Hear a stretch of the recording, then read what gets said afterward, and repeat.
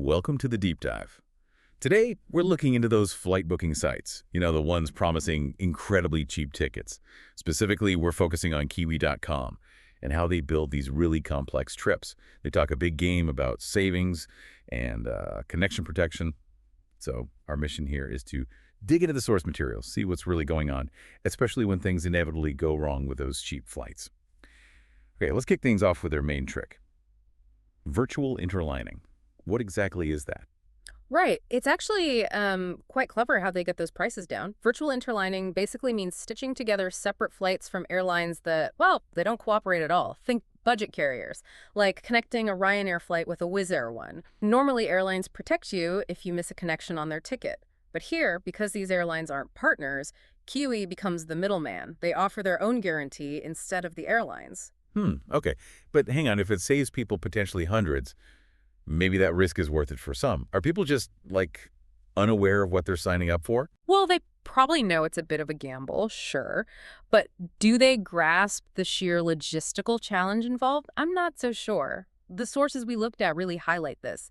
Kiwi's algorithms find routes with unbelievably tight layovers. We're talking sometimes just 50 minutes. 50 minutes, that's barely enough time to get off the plane. Exactly. And it's not just changing gates.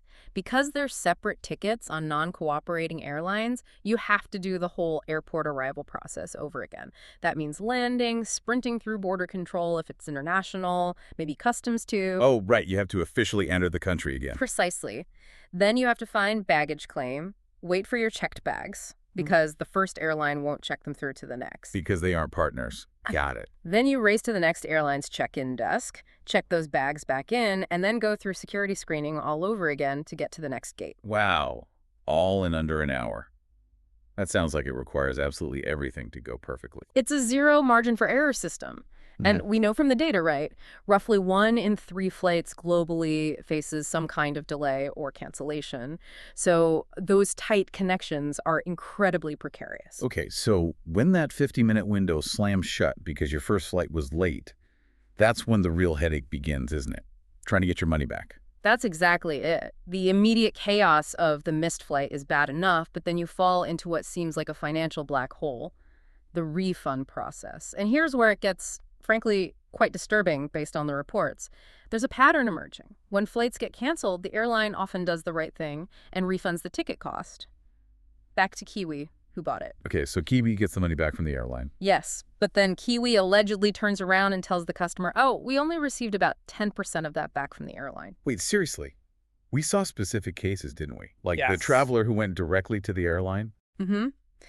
That person contacted the airline, got confirmation they'd sent a full refund to Kiwi. But Kiwi, according to the source, kept around 85% of it. They apparently called it things like administrative overhead or some kind of cancellation fee the customer absolutely disputed. 85%. And there was another one, right? Someone out over 3,000 pounds. Yeah, a 3,000-pound trip down the drain. That customer fought for 7 months trying to get a refund, and after all that, they got back just 250 pounds. Unbelievable.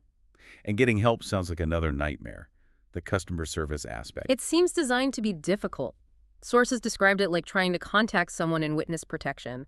There's often no easily findable phone number. You're dealing with chat agents, often using what feel like robotic scripts. One agent reportedly even told a customer, basically, tough luck, you chose this deal freely. That's not helpful. And what about those administrative roadblocks? The ones banks need? Right, this is crucial.